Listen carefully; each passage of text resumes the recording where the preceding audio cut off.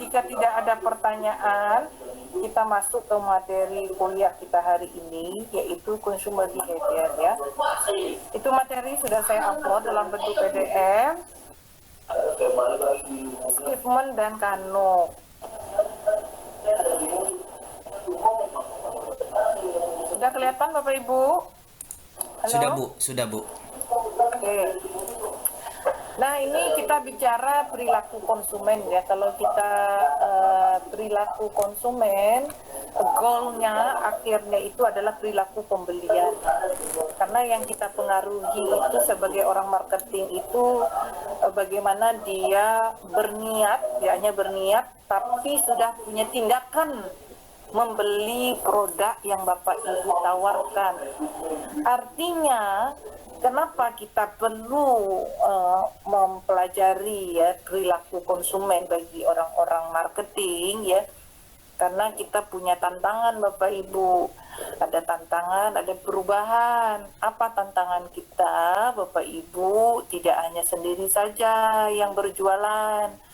Banyak pesaing-pesaing yang lain dengan menawarkan value yang lebih tinggi daripada value yang Anda tawarkan kepada konsumen. Artinya Bapak Ibu suka atau tidak suka, Bapak Ibu perlu sekali ya unit marketing ini goalnya adalah mempengaruhi apa? Mindset konsumen, biar dia memikirkan produk Bapak Ibu sampai bermimpi-mimpi. Kalau sudah sampai ke mimpi, kepikiran, ubah menjadi afektif, suka dengan produk Bapak Ibu. Orang kalau sudah jatuh cinta, apapun halangannya, apapun pengorbanannya, dia akan lakukan dalam bentuk tindakan, yaitu konatif, yaitu membeli produk Bapak Ibu.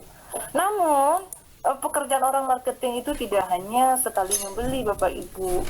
Tujuan akhir dari pekerjaan orang marketing buat orang itu jatuh cinta dan tergila-gila sama Anda dalam bentuk namanya istilahnya loyal terhadap produk Bapak Ibu. Nah, di sini kita loyal terhadap merek produk ya. Kalau bisa loyal terhadap merek perusahaan. Jadi apapun produk-produk yang diluncurkan perusahaan tersebut dia akan membeli. Dia percaya. Nah, artinya dia sikapnya suka.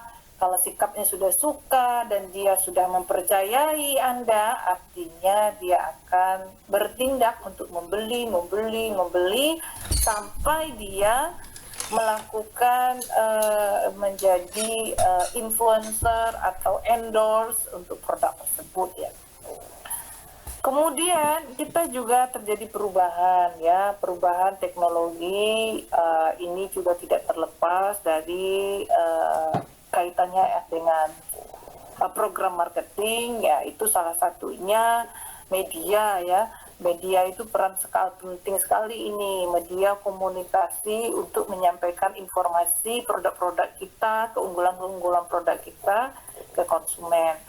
Nah, itu juga berubah Bapak Ibu yang dulunya menggunakan secara door to door, tenaga sales, itu juga tidak efektif lagi untuk di zaman sekarang. Maka mau tidak mau, suka tidak suka, Bapak Ibu lakukan perubahan-perubahan dalam bentuk program-program marketing yang mungkin dulu Bapak Ibu melakukan promosi dengan advertising di media cetak maupun media koran maupun di media televisi, radio, tapi di zaman sekarang tidak lagi Bapak Ibu.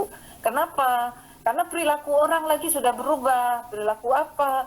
Dulu yang suka nonton televisi, sekarang sukanya nonton YouTube. Artinya Bapak Ibu, agar produk Bapak Ibu dilihat, dilirik, diketahui, jadi Bapak Ibu perlu mempelajari perilaku-perilaku, tidak hanya perilaku pembelian, tapi perilaku kebiasaan-kebiasaan individu-individu ya, aktivitas-aktivitasnya seperti apa. Kalau dia ibu rumah tangga pure, mungkin banyak mainnya di nonton televisi. Tapi kalau aktivitasnya ibu yang bekerja, jadi di hari-hari senggangnya banyak nonton YouTube gitu. Ya, itu yang kita bahas di materi pertemuan ini. Nah, kenapa Bapak Ibu perlu memahami perilaku konsumen? Ini tujuannya agar program-program pemasaran ya, program-program pemasaran yang akan Bapak Ibu jalankan di perusahaan itu biar efektif dan efisien. Tidak cukup efektif Ibu, Bapak Ibu tercapai tujuan, tapi diharapkan efisien, cost. Kan orang marketing terkenal dengan pembengkakan biaya ya, biaya iklan yang besar, biaya promosi yang jor-joran.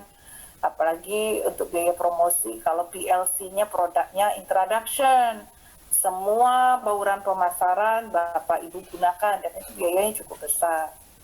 Apakah itu efisien atau tidak dengan kondisi saat ini ya? Kemudian Bapak Ibu juga menghubungkan ya perilaku itu dengan konsep marketing, konsep pemasaran sosial. Dan untuk tujuannya buat apa mempelajari perilaku konsumen itu dihubungkan dengan konsep marketing, yaitu program marketing tier pertama adalah menyusun atau mengelompokkan konsumen. Kenapa konsumen itu dikelompokkan? Halo, perusahaan Bapak Ibu itu bukan dewa ya, tidak bisa melayani, kita tidak bisa menyenangi semua hati konsumen, dan kita terbatas resource and capability, artinya kita akan memilih konsumen mana yang akan kita layani. Nah, dan memilih itu namanya target ya. Mana sih dalam memilih target Bapak Ibu juga hati-hati, jangan terkecoh dengan jumlah yang banyak tapi konsumtifnya rendah. Tapi gak masalah jumlahnya sedikit tapi dia konsumtifnya tinggi. Setelah Bapak Ibu mengkelompokkan dan sudah memilih, tentu Bapak Ibu bukan positioning. Nah, positioning ini tujuannya membuat orang ingat akan merek produk Bapak Ibu. Dia ingat apanya.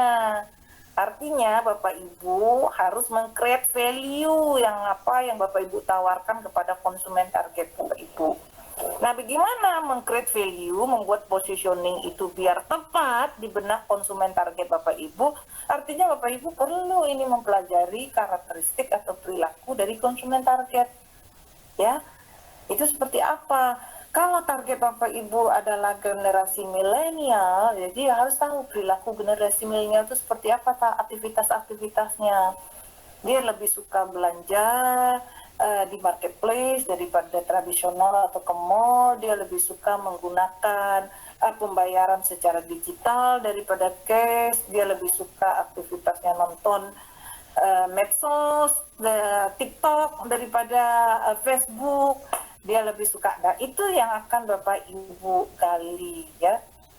Kemudian kita kaitkan juga dengan tadi saya jelaskan di positioning ini kaitannya dengan bagaimana Bapak Ibu menciptakan value bagi konsumen targetnya. Kenapa? Value itu adalah benefit per cost. Benefit apa yang akan Bapak Ibu tawarkan kepada konsumen target Bapak Ibu? Ya, jika benefitnya tinggi, cost-nya rendah, artinya value-nya tinggi. Ya, kalau benefitnya tinggi, cost-nya biasa saja sama dengan kompetitor, itu juga termasuk value-nya juga tinggi. Dampak dari pemberian value yang tinggi kepada konsumen target, jadi konsumen target Anda akan puas. Kalau dia puas, dia akan percaya, lebih yakin lagi. Dan kalau dia sudah puas dan yakin, maka akan terjadi proses pembelian berulang. Nah, ini yang diinginkan oleh program marketing ya, unit marketing. Jadi tidak hanya sekali membeli Bapak Ibu, tapi bagaimana buat dia puas. Puas itu apa? Kalau kinerja Bapak Ibu tinggi dinilai oleh konsumen target dibandingkan dengan ekspektasi dia sebelum membeli. Artinya dia timbul puas, dia tambah yakin produk Bapak Ibu itu dapat memuaskan konsumen target, artinya dia akan bertindak, akan membeli kembali. Nah, di samping itu tadi saya jelaskan lagi, tadi tantangannya apa, challenge-nya apa sih, teknologi Bapak Ibu. Kita tidak terlepas dari teknologi. Kapan ini teknologi itu digunakan di mana, di program marketing. Nah, dari produk mungkin Bapak Ibu menggunakan teknologi tinggi ya agar produknya memiliki kualitas yang bagus. dengan cost yang seefisien mungkin. Nah, itu Bapak Ibu terapkan TQM, Total Quality Management. Mungkin dari segi price Bapak Ibu tidak bisa lagi diam-diam harga produk high. Halo, sekarang orang jualan online, semua kompetitor ya. Berapa harga yang ditawarkan kompetitor akan diketahui oleh semua customer, akan diketahui oleh semua kompetitor. Artinya dengan apa ini? Karena ada teknologi ini gitu. Mungkin dari segi promosi, teknologinya sudah berbeda lagi Bapak Ibu. Sekarang ini jualan lewat digital marketing ya. Bisa Bapak Ibu lewat medsos, bisa Bapak Ibu lewat aplikasi. Tidak lagi Bapak Ibu berjualan dengan membuka toko sendiri secara konvensional ya. Nah, ini tujuannya adalah Bapak Ibu memperoleh market share yang besar. Jadi kalau membeli kembali itu kan penjualannya meningkat. Kalau meningkat berarti market share Bapak Ibu bagus ya, profit juga meningkat. Artinya ini juga dapat meningkatkan kontribusi kepada GDP ya. Oke, tadi saya jelaskan bahwa perilaku konsumen ini kita kaitkan dengan penentuan di program marketing yang tier pertama adalah menyusun konsumen, siapa sih mengkelompokkan konsumen dan memilih konsumen target. Apa itu perilaku ya? Itu kita bicara gambaran dari konsumen ya. Kemudian kita melihat karakteristik atau kebiasaan konsumen dalam pencarian informasi ya. Mungkin dia cari informasi di mana nih kalau dia pengen produk itu, apakah lewat media cetak, apakah dia lewat media elektronik atau media internet. Kemudian kita lihat perilaku yang gambarannya adalah pembelian. Gimana dia membeli? Apakah jumlahnya sedikit? Apakah jumlahnya banyak? Kemudian waktu dia membeli kapan? Kemudian dia pembeliannya itu apakah berdasarkan terdekat dengan rumah ya, lokasinya? Apakah di mall? Apakah di retail kecil? Kemudian kita lihat perilaku penggunaan produk, apakah dia sering menggunakan produk, apakah produk itu dia beli untuk orang lain, apakah dia konsumsi sendiri, itu yang tergambar dalam perilaku konsumen. Kemudian kita juga lihat ya perilaku terakhir dari konsumen, dia gimana cara dia mengevaluasi produk, ya produk, apakah produk-produk tersebut sudah memuaskan kebutuhannya apa belum. Nah, ini beberapa gambaran ya yang terkait dengan perilaku konsumen. Hati-hati Bapak Ibu, konsumen itu ada dua jenis. Ada yang konsumen personal, itu B2C ya, business to customer. Ada konsumen organisasi ya, baik organisasi pemerintah, organisasi laba dan nirlaba, yang mana konsumen suatu institusi tersebut membeli produk dalam kapasitas besar ya, untuk dijual kembali maupun untuk sebagai peralatan untuk peralatan dalam partai besar, jumlahnya besar. Nah, berbeda dengan personal consumer, yaitu pembeli individu, benar-benar individu, baik dia beli untuk dirinya sendiri maupun untuk orang lain ya, maupun untuk anggotanya maupun untuk temannya. Itu dia konsumsi, bukan untuk dijual kembali. Tadi perilaku konsumen ini tidak terlepas dari konsep pemasaran ya, di mana pengembangan konsep pemasaran itu dari ada yang berorientasi produksi ya. Di orientasi produksi itu abad ke-18 membuat produk dalam kapasitas massal ya, ini tujuannya adalah efisiensi cost. Nah, namun seiring berubah jalan ya, ada perubahan lagi. Ternyata konsep marketing itu berorientasi sales, yaitu bagaimana meningkatkan penjualan dalam kapasitas yang besar. Ini kalau ini orientasi produksi, produksi dalam kapasitas besar ya untuk hemat cost. Kalau ini penjualan dalam kapasitas besar. Nah, di konsep marketing kita berbeda dengan konsep produksi dan konsep sales. Di konsep marketing, yaitu pekerjaan orang marketing itu adalah creating value, membuat value ya yang lebih tinggi ya daripada value oleh kompetitor, sehingga konsumen memilih produk Anda karena value yang Anda tawarkan lebih tinggi daripada value dari produk kompetitor.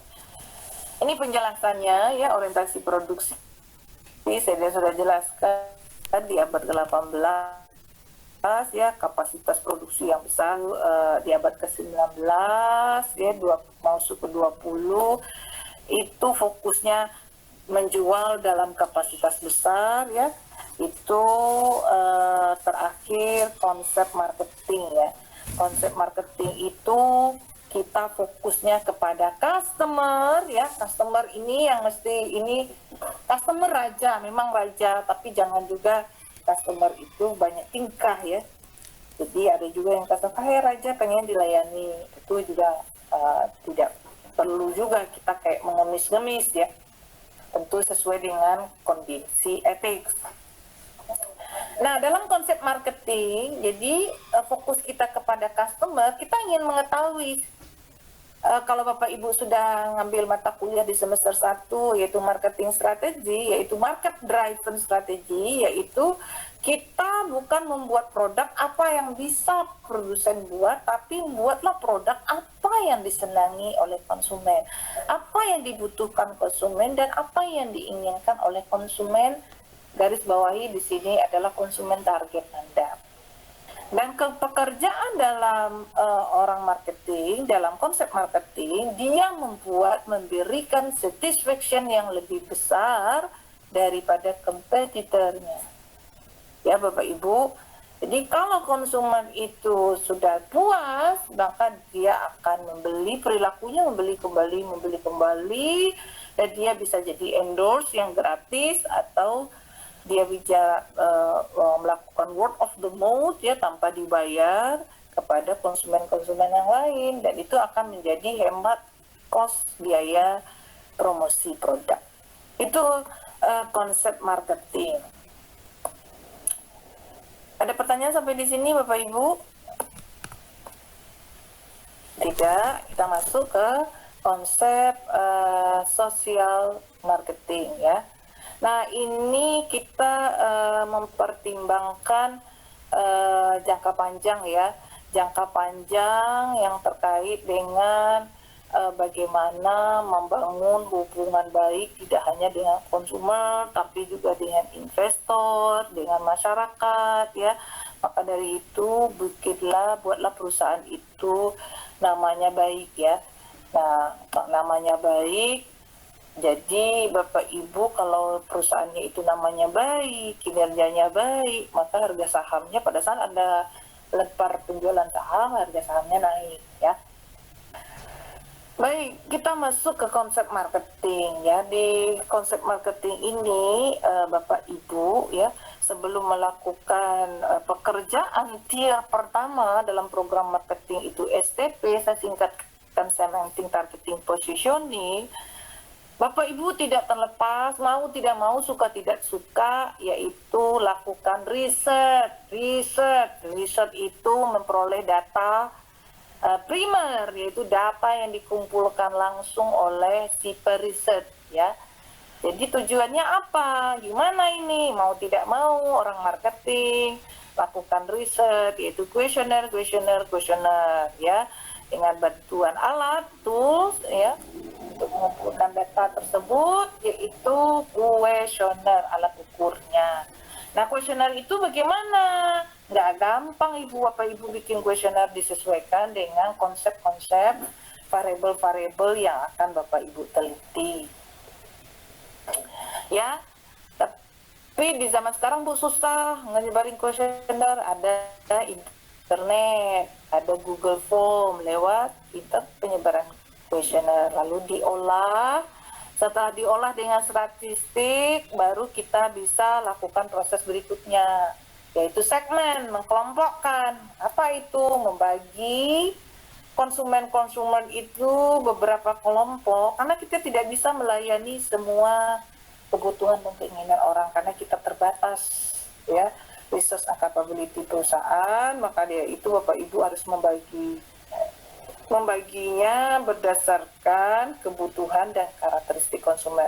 Jadi bisa mensegmen berdasarkan demografi, ya, yang ada di KTP Bapak Ibu, pendidikan, jenis kelamin, pekerjaan, agama, ya.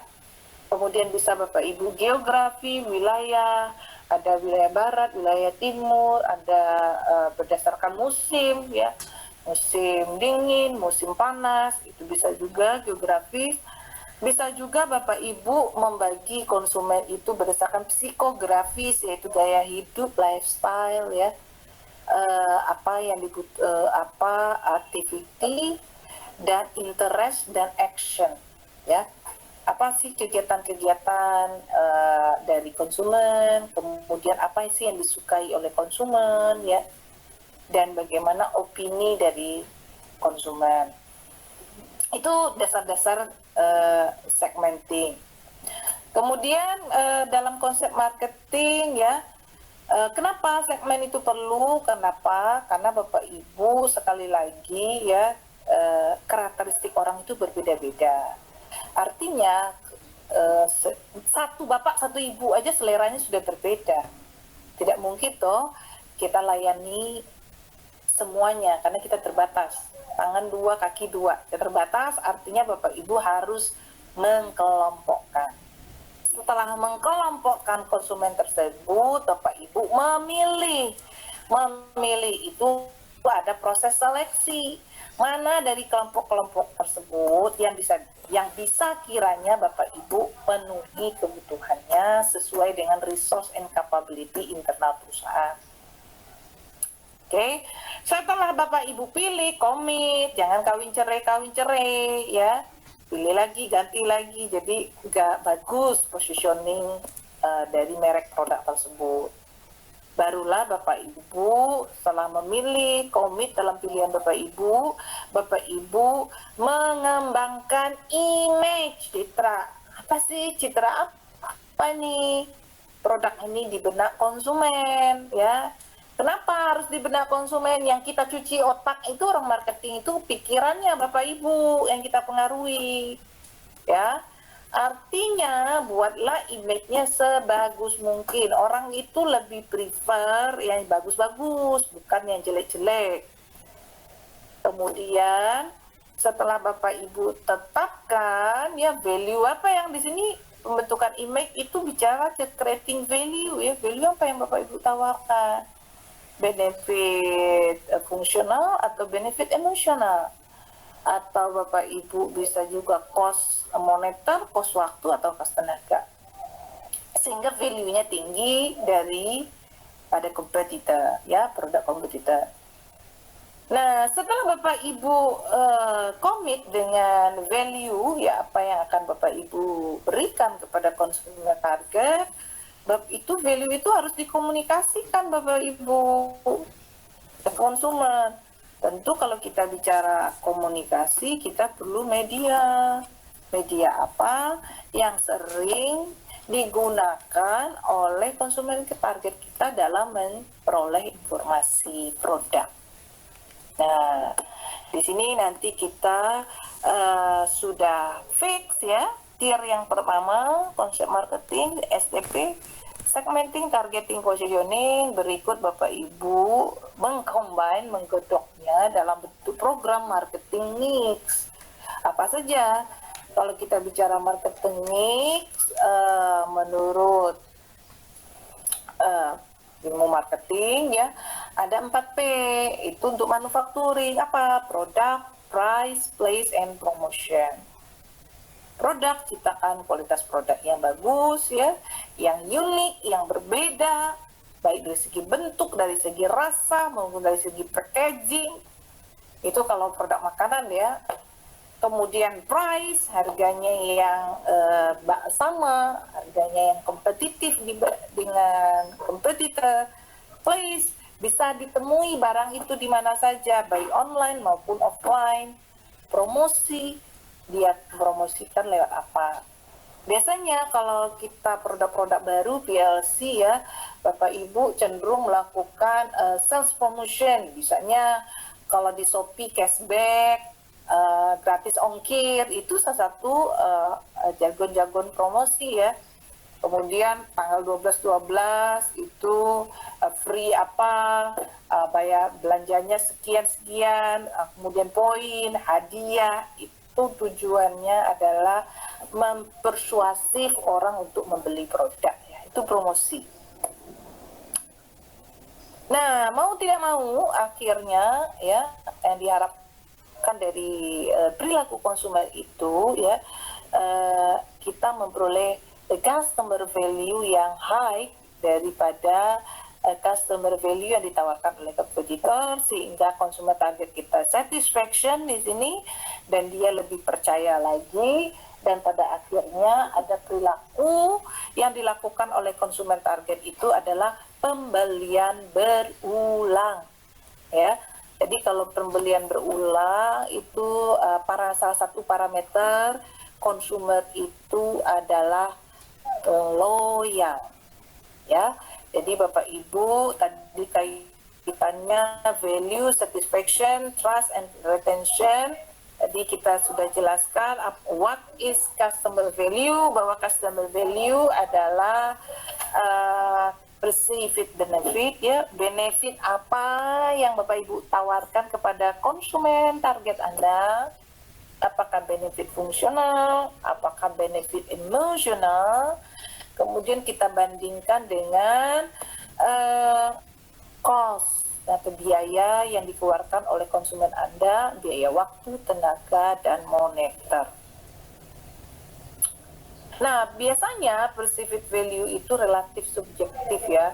Kenapa subjektif bukan objektif? Itu bicara like and dislike. Kalau orang cinta ya tai aja kayak coklat, nah itu namanya subjektif ya. Tapi kalau Bapak Ibu cost itu bisa objektif, itu bisa dihitung secara logik ya. Itu bagaimana Bu membuat value kita itu tinggi dari kacamata konsumen dibandingkan value yang ditawarkan oleh kompetitor sejenis. Nah ini proses ya pembuatan penciptaan value yang lebih tinggi. Ini kalau kita bicara kentang, semua orang tahu ini kentang. Kenapa sih kentang McD lebih enak daripada kentang masakan istri di rumah atau ibu di rumah? Karena mungkin packagingnya yang nggak bagus, mungkin dari rasanya tidak ada rasa, dikasih tambah olah-olahan. Mungkin juga dikasih benefit emosional, makan kentang itu kayak orang kaya, karena orang miskin selalu makan nasi. Nah itu gitu diberi embel-embel benefit emosional. Nah itu perannya tidak terlepas ya terkait ya dalam value ini agar dia terpositioning, dicitrakan baik di benak konsumen, itu tidak terlepas dari program komunikasi ya. Bagaimana kita mengkomunikasikan value. Value apa yang kita tawarkan kentang McD? Apakah kentangnya renyah? Apakah kentangnya bentuknya kotak? Apakah kentangnya ada bermacam rasa? Nah, atau mungkin di packagingnya. Mungkin itu yang Bapak Ibu komunikasikan. Satisfaction. Nah, tadi saya sudah jelaskan berkali-kali, konsumen yang puas jika kinerja produk Bapak Ibu untuk masing-masing kategori, mungkin dari kualitas dia nilai, mungkin dari segi price dia nilai, mungkin dari segi layanan dia nilai, mungkin dari segi promosi dia nilai, mungkin dari segi price dia nilai, dia bandingkan ya, itu nilai kinerjanya lebih tinggi daripada ekspektasi yang dia harapkan di awal. Ada juga konsumen yang pengennya benefitnya tinggi, kemudian cost-nya rendah, sehingga value yang dia inginkan tinggi. Nah, biasanya customer yang sudah puas ini lebih cenderung ke loyal, ya. Kemudian dia akan influencer atau word of the mouth buat customer lainnya. Nah, terakhir ya, kaitan perilaku konsumen. Konsumen yang sudah puas pasti dia akan percaya, tambah percaya dia, tambah yakin bahwa produk-produk Anda itu sudah mampu memuaskan kebutuhan dan keinginan konsumen tersebut, ya, sehingga kita dapat. Nah, bagaimana nih membuat customer percaya? Nah, di sini perannya Bapak Ibu bangun hubungan CRM, Customer Relationship Management. Jadi jangan Bapak Ibu makanannya saja enak, tapi platingnya nggak bagus, layanannya nggak bagus, sehingga orang nggak percaya bahwa produk Anda itu dinilai harganya mahal. Kenapa sih KFC itu kan sama-sama ayam di rumah kenapa lebih murah daripada ayam yang dibikin KFC? Karena mungkin platingnya yang mewah, ya, tempatnya, penyajiannya, rasanya, sehingga orang percaya, yakin saya membeli ayam itu mahal karena enak, ya, sesuai dengan ekspektasi. Nah, dampak dari konsumen yang puas, ya, konsumen itu percaya, itu terakhir adalah konsumen itu retention, membeli kembali ya produk tersebut, dan dia itu tidak lagi sensitive price. Biasanya price bukan standar buat konsumen loyal. Yang standar buat konsumen loyal adalah quality, ya, layanan, services. Nah, ini yang perlu Bapak Ibu perhatikan, ya, bagaimana cara untuk membuat konsumen itu satisfaction, retention, dan loyal. Ini contoh-contoh perusahaan-perusahaan yang sudah dipercayai oleh konsumen, ya, dan memiliki nilai top brand, ya. Ada salah satunya perusahaan American Express dalam eBay itu pembelian produk-produk, kemudian IBM teknologi, Amazon juga buku, ya, Johnson Johnson produk bayi, Hewlett Packard itu dalam bentuk elektronik, P&G, kemudian Apple. Itu nama-nama. Nah, untuk membuat nama produk Anda menjadi top brand dari benak konsumen, ya, itu butuh proses yang panjang Bapak Ibu, tidak serta merta bim salah bim besoknya akan berubah nama Anda. Itu butuh kerja keras dari beberapa tim marketing dan tim unit yang lainnya. Oke. Nah, kalau konsumen itu sudah puas, beli kembali, sehingga kita mengkelompokkan, ya, konsumen-konsumen itu apakah itu platinum, emas, iron, dan Bapak, sehingga Bapak Ibu ingin melayani customer yang mana. Karena orang-orang yang semakin piramidanya ke atas, dia tidak lagi sensitif price, tapi dia menginginkan services tambahan. Oke, itu saja dari saya materi kita hari ini. Apakah Bapak Ibu ada pertanyaan? Halo? Halo? Iya Bu, Ada pertanyaan? mungkin saya dulu mengawali Bu ya. Ya.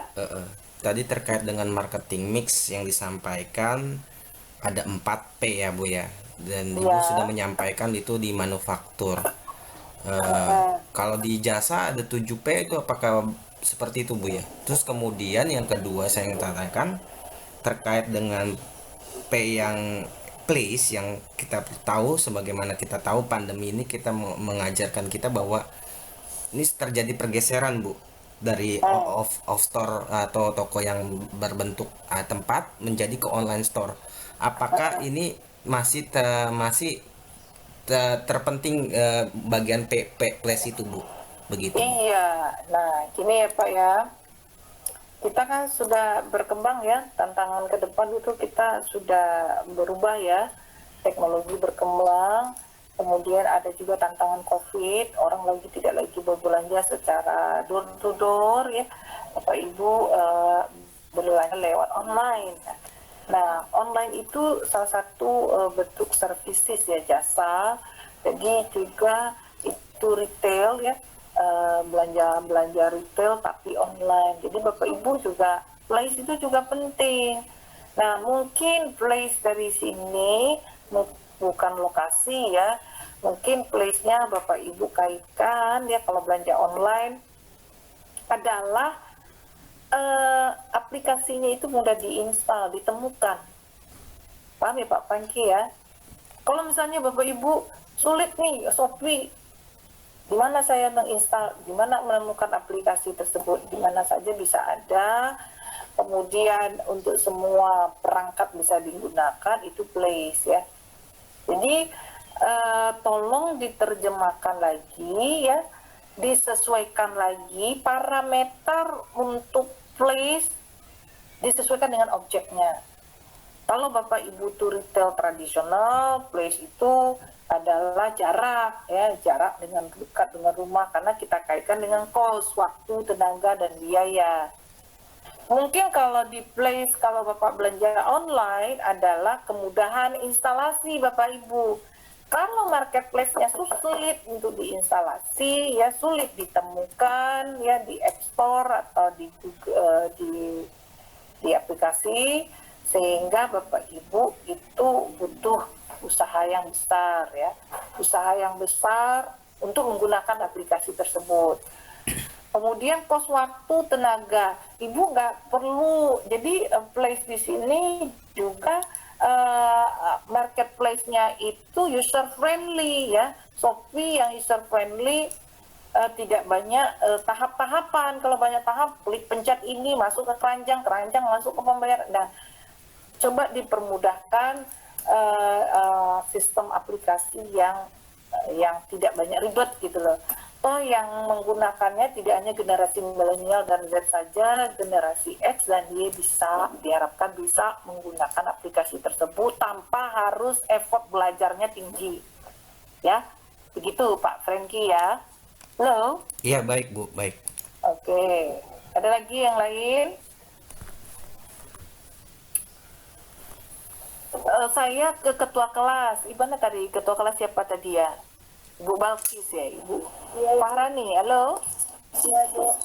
Sudah di record? Ya, ya sudah, Bu. Ya, kalau sudah di record, tolong di share di WA group ya. Ya, siap, Bu. Oke. Kalau tidak ada pertanyaan ya, sekian materi kita hari ini. Tolong hari ini Bapak Ibu hadir semua toh hari ini? Hadir semua Bu. Ya, hadir. Kalau tidak ada pertanyaan, mohon maaf, saya mungkin tidak semaksimal ya, karena saya dalam kondisi tidak sehat. Karena ini pertemuan pertama dan itu wajib.